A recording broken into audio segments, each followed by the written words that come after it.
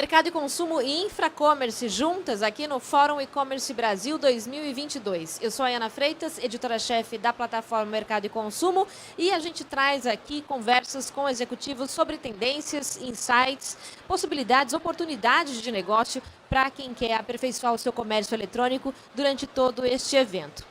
Hoje, neste momento, a gente vai falar sobre soluções de pagamento. Por mais bem planejada, bem estruturada, bem executada que seja a sua estratégia de e-commerce, ela vai ter complicações se o consumidor, por exemplo, não conseguir finalizar a compra na hora de fazer ali o seu pagamento. Para não acontecer atritos como esses, você precisa sim incluir formas de pagamento, estratégias de pagamento na sua estratégia geral de e-commerce. E é sobre isso que a gente fala neste momento. Tenho aqui dois convidados no estúdio, montado pela Infracommerce em conjunto com a Mercado e Consumo. Temos aqui Fernando Marciliese, VP de Infrapay da Infracommerce. Bem-vindo, Fernando. Bom dia, obrigado. E Matheus Vicente de Azevedo, E-Commerce Manager da Diageo. Bem-vindo. Bom dia. É isso, então a gente vai falar um pouco desses desafios, dessas possibilidades e oportunidades, né? Na hora de você fazer a sua estratégia de meios de pagamento para o seu comércio eletrônico. Matheus, primeiro eu gostaria que nesse primeiro momento você traçasse para a gente um panorama sobre quais são as principais dores, digamos assim, né, existentes quando a gente fala ao longo, aliás, da cadeia do varejo, quando a gente fala a meios de pagamento e a crédito. Para você que atua na linha de frente de uma operação como a da Diageo, quais são, então, esses principais desafios? Bom, acho que, ainda mais no período pós-pandemia, no qual o aumento do consumo online cresceu muito, atrelar muito bem as estratégias de pagamento a uma estratégia de e-commerce é super importante. A gente vê um momento em que cada vez as informações das pessoas estão mais disponíveis, ocorreram uma série de vazamentos de dados. Então, você ter muito bem estruturado quais meios de pagamento você possui, como você atende seu cliente, como que você vai conseguir diferenciar o cliente que é bom do cliente que necessariamente é ruim, que está tentando cometer algum ataque a seu site. Acho que isso é um dos pontos principais que a gente tem aqui como estratégia. Junto com a Infracommerce, a gente conseguiu criar um plano muito bem executado de melhoria de indicadores, no qual a gente conseguiu aumentar as nossas aprovações, olhando muito exatamente, separando quem que eram consumidores que já utilizavam, quem eram novos consumidores, criando estratégias automatizadas que identificavam eventuais ataques de fraude.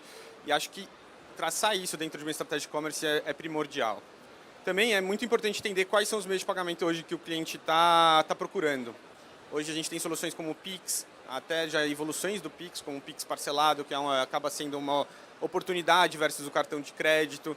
A gente ainda tem o próprio boleto como solução e até outras novidades que a gente tem aqui agora que a gente implementou, como o NuPay, né? Que é uma solução muito positiva, já atrelada, com pagamento totalmente fora do checkout. Então, tem muitos pontos aqui que são importantes para estruturar para pensar numa estratégia concisa e coerente que realmente amplifique seu e-commerce, porque o cliente que chega na etapa final do checkout e não consegue concluir ou conclui e o seu pedido é cancelado, isso é um custo muito grande para toda a operação. É isso mesmo, né? Nada pior do que o consumidor fazer toda a jornada ali, chegar bem na hora do pagamento e não conseguir finalizar a compra por causa disso, né? É inimaginável até que isso aconteça. Você, enfim, o comerciante, varejista, você que tem sua empresa, tem que realmente tomar iniciativas, ter estratégias para que isso não aconteça de jeito nenhum. Fernando, como o mercado tem se organizado para atender essas demandas aí relacionadas a meios de pagamento, a crédito? O Matheus estava falando, por exemplo, de formas de pagamento, né, que o consumidor hoje, às quais o consumidor aderiu, como Pix, Pix parcelado, enfim, o mercado precisa se adaptar a isso, né? O que seria para você o cenário ideal, digamos assim, para se adaptar a essas demandas existentes atualmente? Acho que vale começar dizendo que nos últimos 10 a 15 anos, o mercado brasileiro de tecnologia de pagamentos passou por uma revolução muito grande. Se a gente imaginar 2008, 2009, a gente tinha um mercado muito menos desenvolvido do que é hoje, né? A gente quase não tinha gateways de pagamento, a gente quase não tinha adquirentes. A palavra subadquirente, estou falando de termos técnicos do nosso mercado aqui, nem existia. Plataformas de prevenção à fraude também eram muito restritas, quase que inacessíveis. E nos últimos 10 a 15 anos, o mercado passou por uma evolução muito, muito grande. Até ouso dizer que o Brasil hoje, na minha opinião, é um dos países mais avançados do mundo em termos de tecnologia para pagamento em e-commerce. Hoje a gente tem dezenas de opções diferentes de adquirentes, de plataformas de antifraude, gateways de pagamento. Então existe uma infinidade de opções de tecnologia para que as marcas consigam oferecer uma experiência para o cliente e para o consumidor final. Agora, aqui na Infracommerce, a gente gosta sempre de fazer uma metáfora, que é a seguinte: de nada adianta ter um excelente carro de Fórmula 1 se você não tem uma excelente equipe para ajudar o piloto a ganhar a corrida. Então, qual que é a metáfora aqui? De nada adianta ter uma excelente tecnologia, uma excelente plataforma, se você não tem expertise, se você não tem apoio para gerenciar aquelas plataformas da melhor forma possível. Caso contrário, você vai ter uma ótima tecnologia, mas que você não vai conseguir extrair dela os melhores resultados. Então, eu acho que nos últimos anos, como eu disse, a gente viveu uma onda grande aqui no e-commerce brasileiro de desenvolvimento de tecnologias, né? Se fala muito disso, né? Virou quase que sinônimo, né? Falar de e-commerce e tecnologia. Agora, na nossa visão, para oferecer para o consumidor final uma experiência que seja incrível e uma conversão de vendas que seja substancialmente maior do que a média de mercado, e aqui o Matheus falou para mim o que eu acho que resume muito a nossa conversa, né? O maior custo de todos é o custo do cliente que chegou até o final do processo de venda, ali chegou até o checkout e ali ele não conseguiu concluir a venda. Isso custa não só o dinheiro todo que foi investido em marketing digital, mídia, plataforma, estoque do produto, tudo isso, mas tem um custo intangível aqui que é o dano que isso gera para a marca. Porque um cliente que chega até o final do processo e não consegue concluir o seu processo de compra, ele está tendo uma péssima experiência com aquela marca. Então, criar estratégias de pagamento e prevenção à fraude dentro do checkout, sempre de uma forma invisível, né, para o consumidor final, hoje é um grande desafio. Alguns anos atrás, esse era um tema mais voltado à tecnologia, e hoje, com essa infinidade de opções de tecnologia que a gente tem, na nossa visão é muito mais do que somente tecnologia. É necessário também gestão, expertise, conhecimento, equipe que tenha perfil analítico para saber resolver problemas, para saber contornar dificuldades. Então, essa unificação entre tecnologia e expertise de gestão é o que faz a gente ser vencedor e é o que faz, nessa metáfora que eu fiz, as equipes vencerem o campeonato de Fórmula 1. Tecnologia com operação junto. É isso aí. Matheus, a gente pode dizer que ter soluções de crédito, enfim, né, ter soluções financeiras adequadas é fundamental, ter tudo isso é fundamental para um negócio, né? Para um bom desempenho de um negócio. De que forma elas têm essa importância? Quer dizer, como elas atuam para você ter bons resultados no seu negócio? E como até a escolha de um determinado operador financeiro pode ser determinante para você ter sucesso no negócio? Bom, eu acho que principalmente a escolha ela pauta muito em dados, né? Acho que hoje, no mundo conectado, a gente extrai cada vez mais dados. Então, a escolha de um operador financeiro passa muito pela capacidade dele também de entender e personalizar as jornadas do cliente, analisando o comportamento que está ocorrendo. Então, acho que, principalmente, a gente utilizar a informação a nosso favor é o grande gatilho que a gente tem aqui para conseguir tanto melhorar nossos índices, como as taxas de aprovação, como bloquear clientes que estão eventualmente tentando fazer algum ataque, beneficiar os clientes que são positivos, que já compram contigo. Então, acho que passa muito pela escolha das ferramentas que melhor te oferecem a capacidade de você modelar elas conforme o seu entendimento. Porque no final, a pessoa que é dona do negócio, ela conhece um pouco melhor sobre o seu público, sobre as pessoas que estão comprando, sobre os comportamentos que existem lá. Então, como que você casa uma ferramenta que te possibilita você personalizar ela com os dados que você também utiliza para poder gerar insights e entender comportamentos, atrelado tudo isso a um processo de entendimento de pagamentos, né? Sim, acho que também é super importante pensar nas possibilidades que você oferece para o seu cliente. Então, eventualmente, não somente focar em cartão de crédito, mas trazer outros caminhos, outras condições de pagamento, trazer parcelamentos. Acho que você tem que dar mecanismo para o cliente poder escolher o que ele quer, e com o que ele se sente mais confortável para poder realizar a compra. Porque no final a escolha é meramente dele. Acho que então abrir possibilidades, isso é um ponto super importante. Fernando, quando a gente fala em integração de solução financeira, né, nesses ecossistemas digitais, quais são os desafios para essa integração e por que ela é tão importante? Começando pelo final da pergunta, então por que ela é tão importante? Na nossa visão, hoje é impossível oferecer uma experiência que seja incrível para o cliente, consumidor final, sem oferecer uma tecnologia de pagamento que seja a melhor possível para aquela marca específica. Tá?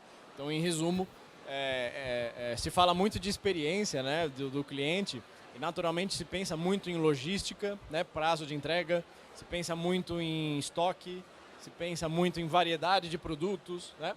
Geralmente esses temas estão, preço, sem dúvida nenhuma, né? Esses temas estão muito relacionados ao conceito de experiência do cliente.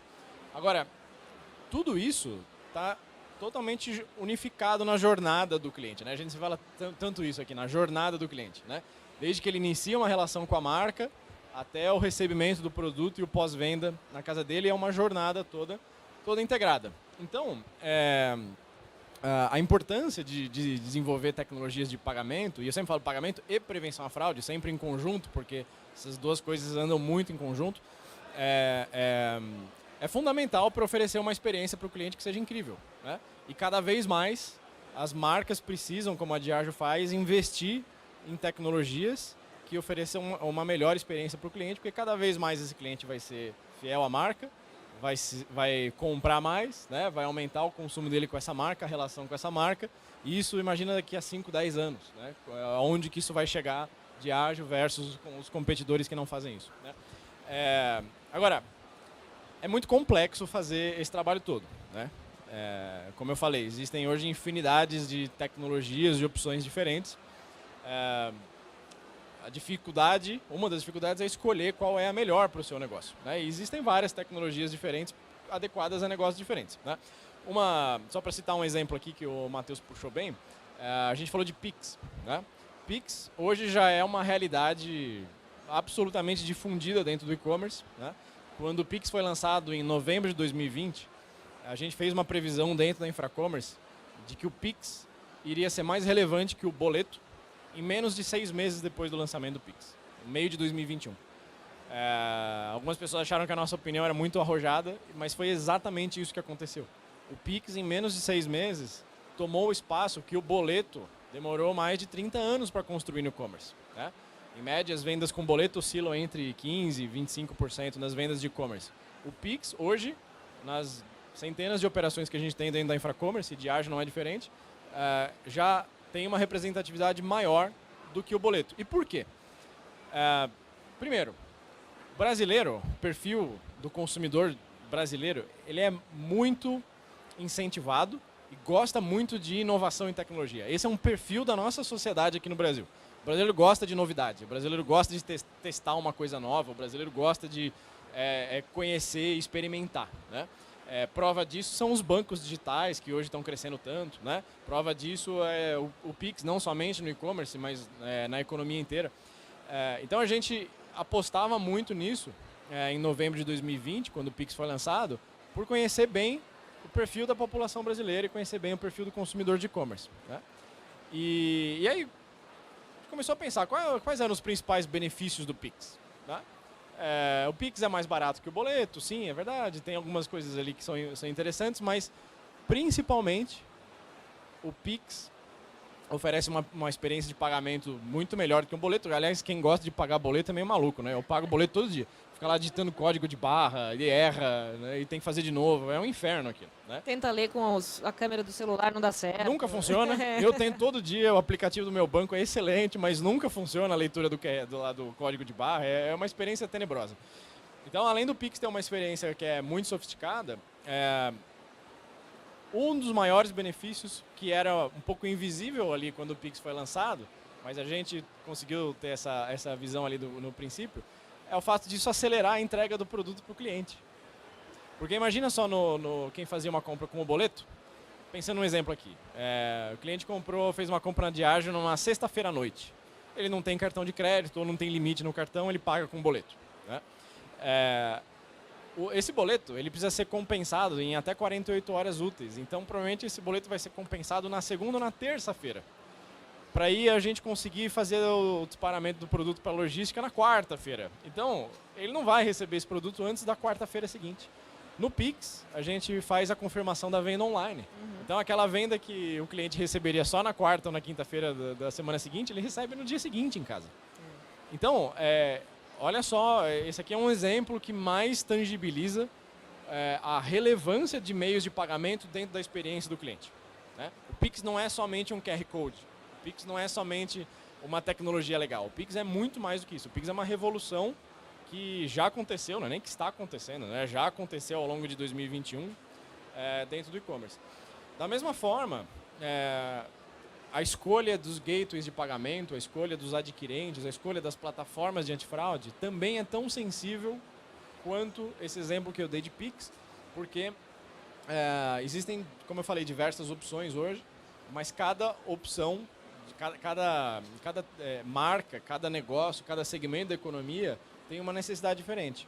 Por exemplo, o segmento de bebidas, onde a gente trabalha juntos aqui, é um segmento que, infelizmente, pelo perfil e pela relevância das marcas, é muito visado por fraudador. Muito mais do que segmentos como vestuário, como alimentos em geral, né? Bem de consumo. Então, parte do desafio que a gente teve em conjunto aqui, e a gente trabalhou muito a quatro mãos aqui, Matheus junto com a gente e o time dele, é de estabelecer as melhores customizações possíveis dentro das políticas de pagamento, para que a gente consiga maximizar a conversão de venda do cliente. Então, a gente falou aqui sobre separar os clientes bons dos desconhecidos, separar aqueles clientes que já têm uma relação com a marca, daqueles clientes que ainda não têm uma relação com a marca. Então, estruturar esse processo todo com base em informação é muito, muito complexo de se fazer. Geralmente, grandes marcas não conseguem fazer isso sozinhas, precisam de apoio para fazer esse trabalho, por isso que a gente faz a quatro mãos. E os resultados são incríveis, né? A gente chegou aqui a quase que dobrar a conversão de venda comparado ao ano passado, quando a gente fez essa série de iniciativas aqui, né? O Pix, o NuPay, né? Com a parceria que a gente tem com o Nubank, a escolha dos melhores gateways de pagamento, redefinição das regras de prevenção à fraude. A gente conseguiu aqui juntos um trabalho muito bom de maximizar a conversão de vendas e oferecer uma experiência para o cliente que seja incrível e, ao mesmo tempo, dar um máximo de segurança contra a fraude dentro do e-commerce. Acho importante também falar principalmente quando a gente fala do trabalho que a gente realizou, é entender que o processo de pagamento ele não é somente aprovou ou não aprovou, ele tem todo é uma construção de médio e longo prazo, é algo que você precisa incentivar bons consumidores, para você ganhar relevância, para você ganhar notoriedade, para você ganhar scores positivos. Então você precisa muito trabalhar muito, passar um pente fino muito bem em quem são seus consumidores. Se a gente olha um consumidor que ele já é constante, que ele já tem frequência, ele não vai passar pelas mesmas réguas de antifraude toda vez dentro do processo. A gente já tem o histórico dele, a gente já construiu essa base, a gente já entendeu o perfil dele. Já um consumidor novo, ele vai passar por uma régua um pouco mais rígida, que vai olhar para ele se ele tem o perfil de consumo, se ele é um cliente verdadeiro, se não é um ataque. Acho que isso foi muito bem construído aqui entre nós, a quatro mãos. Entender o consumidor, conseguir separar diferentes tipos de consumidores que a gente tinha, como que a gente conseguia alavancar, entender perfis e movimentos que ocorriam também dentro do comportamento, e também para aqueles consumidores que a gente acabou sendo um pouco mais rígido, ter outras opções, trazer Pix, trazer NuPay, trazer outros mecanismos também que possibilite ele realizar uma compra e assim criar esse histórico. Assim. Tudo é sempre autonutrido, então a informação ela é sempre guardada, armazenada, e isso ajuda no input para ser uma melhoria constante. É um trabalho que ele não mostra seus frutos logo de início, mas no médio e longo prazo, se muito bem realizado, os resultados são incríveis. É muito importante isso que vocês comentaram da quase que a personalização, né? Até quando você fala em prevenção de risco, né? Prevenção de fraude, quer dizer, você saber quem é o consumidor que já é o seu cliente e aí agir com ele de uma certa maneira, facilitando a jornada dele. E o outro que está começando, obviamente, você ter ali alguns passos a mais para então ele se tornar aquele cliente fidelizado, né? Isso é fundamental de fato. Eu queria terminar aqui fazendo algumas perguntas para os dois, na verdade. E aí cada um com a sua visão da sua área, enfim, de acordo com o ponto de vista de cada um e da área que atua e até da experiência profissional que vocês têm. Mas duas perguntas que serão as mesmas para os dois, tá? Primeira, os principais obstáculos que um gerente de e-commerce precisa considerar quando pensa em soluções financeiras. Primeiro, Matheus. Bom, acho que um dos obstáculos aqui que a gente tem, principalmente pensar na solução, é entender seu público, entender qual que é o perfil de consumo, qual que é a recorrência que essa pessoa tende a fazer um consumo, como que ele se relaciona com a sua marca, como ele está envolvido dentro de toda essa jornada, para aí você definir qual vai ser a sua estratégia. Assim, a gente fala hoje de Pix parcelado, cartão de crédito, parcelamento, mas é também você se entender como empresa, como você consegue organizar isso tanto dentro do seu fluxo de caixa, como que você alinha expectativas de recebimentos, como você alinha expectativas de fundo de funil ali, principalmente de checkout de aprovação, porque todo um plano é construído em cima da aprovação, do resultado final. Então a gente precisa entender desde o acesso que vem, a engajamento, bounce, outras métricas de e-commerce, chegando no checkout até a conversão. Então, você casar muito bem estratégias com isso, e depois entender os impactos financeiros que isso pode ter ou não dentro da sua operação, acho que esse é o principal ponto para quem está começando, para quem está buscando uma solução, está buscando começar, porque tudo vai se ganhando no longo prazo. Então, começa devagar, vai aos poucos, né, explora mais, testa soluções antes de talvez abrir milhões de soluções, que aí você vai conseguir realmente entender o que as pessoas estão buscando e conseguir se evoluir em direção a qual talvez seja a melhor solução para você. E para você, Fernando, pensando nesse gerente de e-commerce aí e o momento em que ele vai começar a pensar, né, em soluções financeiras, quais são os obstáculos que ele tem que levar em conta? Bom, eu acho que nada melhor do que ouvir o Matheus aqui, que tem uma experiência super vasta nisso, né, e representa uma das maiores marcas do mundo aqui. Então, concordo e assino embaixo com tudo que ele disse aqui. Talvez só complementando com um tema que a gente falou aqui na resposta anterior, informação e dados, né? Isso é fundamental. Hoje, quando se fala de marketing digital, quando se fala de e-commerce, né, é impossível pensar em uma gestão que seja vencedora sem ela estar ancorada em dados, números e fatos, né? Acho que essa é uma das maiores transformações até do marketing nos últimos anos, né? Antigamente os marketing eram os 4Ps, etc. Acho que o marketing mais tradicional ainda é muito valioso, mas o marketing digital, hoje o marketing mais moderno, ele leva em consideração dados e informações para tomar essas decisões aqui que o Matheus comentou. E eu acho que é fundamental, na nossa visão, que o responsável pelo e-commerce das marcas tenha uma visão completa, independente de qual é o foco dele, qual é a dor maior que ele tem ali para resolver, entender a jornada completa do cliente, mapear a jornada completa do cliente e os KPIs que são importantes para medir o sucesso da operação em cada estágio, né? Então, a gente sempre fala isso aqui olhando pela ótica de pagamentos. De nada adianta ter uma excelente conversão de venda se você está tendo muita fraude. De nada adianta você ter zero fraude se você está tendo uma conversão de venda terrível, né? E quando você olha, às vezes, os KPIs isoladamente, às vezes o KPI pode sozinho te dar uma notícia que pode parecer boa para você. Mas se você não consegue enxergar esses KPIs de forma integrada dentro da jornada do cliente, ou seja, aquele funil de venda que a gente faz tanto aqui na nossa parceria, né, para olhar desde o topo do funil, a atração dos clientes pelas ferramentas de marketing e mídia, até a conversão final e medir os KPIs em cada estágio do processo. Isso é fundamental para saber onde atacar e aí depois definir os planos de ação e conseguir trabalhar de forma específica para resolver os problemas de uma forma efetiva e sustentável.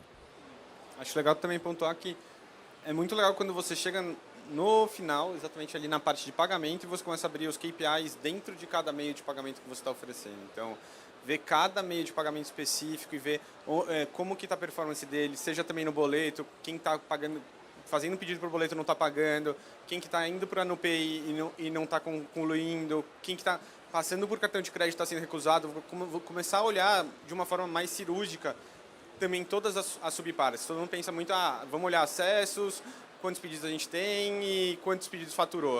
Acho que tem muitas subetapas que às vezes você precisa ir um pouquinho mais fundo, que foi o que a gente fez de forma muito bem com a Infracommerce, para realmente entender as dores ali. Quando você olha um número macro, talvez você perca a sensibilidade de, tá aprovando todos os meus meios de pagamento perfeitamente, mas tem um ali que está performando super negativamente, pode ser um grande ofensor. Então, acho que é muito importante exatamente entrar a fundo nos dados, ter um funil muito bem definido, olhar step by step, quais são os pontos de processo dessa jornada do cliente, porque isso faz a diferença no final. Afinal, ganhar 1% todo dia, ao invés de ganhar 10% num dia e perder 30% no outro. É a evolução constante. Isso aí. Uma segunda perguntinha aqui para finalizar para os dois também, começando então pelo Matheus. Se você fosse, né, um gerente de um pequeno negócio hoje, por onde você começaria a considerar soluções financeiras na estratégia de crescimento da sua empresa? Bom, acho que, até como eu já tinha falado na outra resposta, acho que é um dos pontos principais. Assim, todo o esforço que você tem, desde a atração para gerar engajamento, todos os custos que você tem já de manter, de criar a operação, se você não considera uma solução de pagamento já adequada, mesmo que você erre, que você não teste, você já está perdendo dinheiro. Errar faz parte do processo. Não evoluir que realmente acaba com todo o processo. Então, acho que os pontos principais é testar. Você vai se adequar, talvez você não ache a melhor ferramenta de início, mas você tem que continuar tentando, você tem que sempre olhar, tem que ser analítico, tem que ir a níveis mais difíceis para entender realmente, porque senão, mesmo você sendo pequeno, você não vai conseguir alavancar. Você pode estar gastando dinheiro em outros focos que não necessariamente no final essa pessoa não vai converter. Acho que é o essencial, né? No final, uma transação ela é realizada quando o cliente paga e a gente entrega. Então, se ele não consegue pagar, essa transação ela basicamente nunca chegou a existir. E para você, Fernando? Eu penso da mesma forma que o Matheus. Eu acho que a gente falou um pouco aqui sobre como que é fundamental hoje ter essa estratégia bem definida. Acho que não é nem mais uma questão de opção, de ter ou não uma estratégia. Acho que é uma obrigação de ter uma estratégia. E acho que, como o Matheus falou aqui, a gente faz muito isso também na infra, né, de testar as coisas, né? Testar e medir. Testar e medir. Testar e medir e melhorar. Testar, medir e melhorar. É quase que um processo, é um processo recorrente mesmo, quase que um mantra, né? Testa, mede, melhora. Testa, mede, melhora. Porque não existe um manual, né? Não existe um manual. Não existe a fórmula secreta que você vai chegar lá e vai implementar e dar sucesso. Se acontecer isso, muito bom, mas é raro, não dá para acreditar em unicórnio. Exatamente. E o que funciona para Diageo pode não funcionar para uma indústria de eletrônicos, para uma marca de vestuário, assim como o que funciona para outras marcas aqui pode não funcionar para Diageo, porque o perfil do consumidor é diferente, né? A relação do consumidor com a marca é diferente para cada marca, para cada segmento. Então, eu acho que quem procura uma resposta fácil para problemas difíceis vai quebrar a cara, infelizmente, né? São problemas complexos e testar, medir e melhorar esse processo é bastante, na nossa visão, é a melhor forma de obter sucesso. E o sucesso é medido dessa forma mesmo que a gente imagina, melhorar 1% a cada dia e não melhorar 10% num dia e perder 30% no dia seguinte, né? Porque depois o trabalho que você vai ter para recuperar os 30% que você perdeu é muito maior. Então, fazer as coisas sempre com uma visão de longo prazo, né? Sabendo que o resultado das ações vai vir no médio e no longo prazo. O resultado não vai vir no dia seguinte, infelizmente. Precisa de paciência, né? E precisa, como a gente falou, testar e medir cada etapa do processo para conseguir saber onde ajustar e onde mexer. Voltando no meu exemplo da Fórmula 1, né? Eu gosto, não sou muito fã, mas eu gosto de Fórmula 1. Quantas experiências que a gente já não vê aí de uma equipe que começa o ano muito mal e depois vai melhorando ao longo do ano e ganha depois no final, né? A equipe começa com um carro mal feito, mal estruturado, o carro é bom na reta, mas não faz curva, ou é bom na curva, mas não faz reta, o motor explode. Acontece isso na Fórmula 1, que a gente está falando que são os melhores engenheiros do mundo, o problema acontece. A questão é a capacidade que esses caras têm de aprender com o erro, melhorar, e não vai melhorar na corrida seguinte, às vezes vai melhorar 3, 4, 5 corridas, mas eles estão sempre medindo. Você olha, né, quem gosta de acompanhar a Fórmula 1 é só olhar ali o quanto de painel que esses caras têm pela frente. É só número, é só dado. Também tem que tomar um cuidado para não levar isso ao pé da letra e também virar como a gente fala, o professor Pardal, né? Que mede um monte de coisa, mas não consegue tirar conclusão nenhuma. Então, tem um bom senso ali também para chegar nesse tempo de gestão também, para não ir para muito um outro extremo dessa outra coisa. Acho que a gente teve também um sucesso muito bom quando a gente sentou para repensar como a gente atuava. A gente definiu 3 KPIs que a gente queria atingir, que a gente considerava que era viável, que eram condizentes com as expectativas que a gente tinha e com a ambição que a gente queria. E no momento que a gente decidiu aqueles 3 KPIs, a gente falou, se a gente melhorar esses 3 aqui, eles vão refletir em uma série de outros que são frutos deles. Isso conseguiu dar um norte muito grande para a execução do nosso projeto que a gente fez. Então, acho que é importante você ter um foco, independente se você está começando ou se já está avançado, você ter uma expectativa. O que você acha que tem que ser os KPIs que a sua empresa tem que entregar dentro do plano dela? Acho que isso é super importante e você traçar e seguir sempre buscando aqueles KPIs. No momento que você põe o norte, você define, se a gente chegar a isso, isso e aquilo, a gente vai conseguir chegar nos resultados que a gente quer, você já tem um bom caminho, assim. Aí é questão de adaptação, é questão de você testar, é questão de você ver o que se melhorou ou não melhorou e também ter um pouco de paciência, porque são projetos de médio e longo prazo, você tem que olhar. E por isso que acho que ter o norte é o mais importante dentro dessa busca. Acho que vocês resumiram muito bem aqui, né? Ter a estratégia, que é fundamental ter, como disse o Fernando, não dá para pensar em não ter, né? Mas é muito bom também ouvir alguém da Diageo, que é uma empresa super grande, você pensa, não, a Diageo sabe exatamente o que quer, sabe exatamente como chegar lá, mas não, tem também a etapa de testar e ver o que dá certo, ver o que não dá, dar um passo para trás, como vocês disseram, algo de médio e longo prazo, né? A estratégia tem que existir, mas tem que ter também ali o pé no chão de saber que as coisas têm que ser testadas, até porque as coisas mudam, né, gente? A gente está num ambiente aí falando de tecnologia e novos meios de pagamento, novas soluções vão surgir a todo momento, como surgiu o Pix e revolucionou o mercado há tão pouco tempo. Obrigada mais uma vez aqui pela presença no estúdio Mercado e Consumo Infracommerce dentro do Fórum E-Commerce Brasil 2022. Fernando Marciliese, VP de Infrapay da Infracommerce, obrigada mais uma vez. Obrigado, gente. E Matheus Vicente de Azevedo, E-Commerce Manager, trazendo aqui o case da Diageo. Obrigada, Matheus. Muito obrigado. E a vocês que nos acompanham, não deixem de nos acompanhar também nos próximos episódios dessa websérie com mais das melhores soluções adotadas hoje no e-commerce, tanto no Brasil quanto no mundo afora. Não perca.